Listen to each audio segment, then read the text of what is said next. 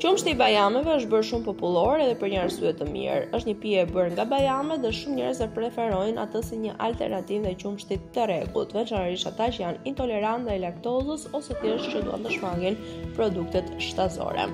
Një gotë qumësh bajamesh, rreth 200 ml, zakonisht ka pak më shumë se 100 kalori.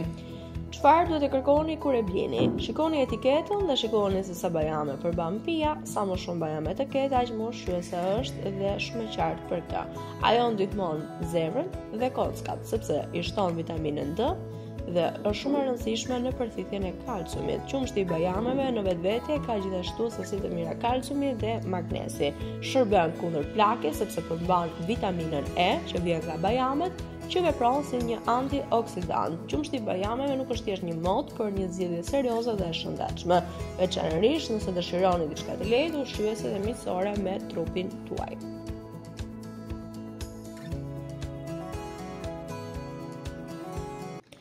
Nëse zgjohet shpesh me sy të fryrë, kjo mund të jetë pasojë e disa faktorëve të ndryshëm, disa të kontrollueshëm, disa jo. Këto janë shkaqet më të zakonshme dhe mënyrat për të drejtuar këtë gjendje. Shkaqet më të zakonshme të enjtes rreth syve është mungesa e gjumit. Gjumi i pamjaftueshëm çon në rritje të hormoneve që ngjisin dhe nxisin mbajtjen e lëngjeve dhe ulje të pastrimit limfatik, duke sjellë fryrje. Pozicioni i gjumit, ndryshimet hormonale, alergjitë sezonale, të cilat shkaktojnë lirimin e histaminës që nxit inflamacion dhe enjtje. Fërkimi i syve e përkeqëson edhe më shumë gjendjen. Dehidratimi, kur trupi nuk ka mjaftueshëm ujë, tenton ta bajë ujin që ka dhe kjo çon në mbajtje të lëngjeve dhe fryrje të syve. Alkooli gjithashtu nxit mbajtje të ujit dhe përkeqëson cilësinë e gjumit duke shfaqur dhe shkaktuar inflamacion.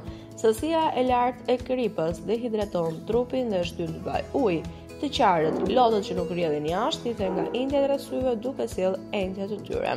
Plakja, probleme me tiroiden apo gjenetika. Këto janë disa nga problemet kryesore që shkaktojnë dhe fryrjen e syve.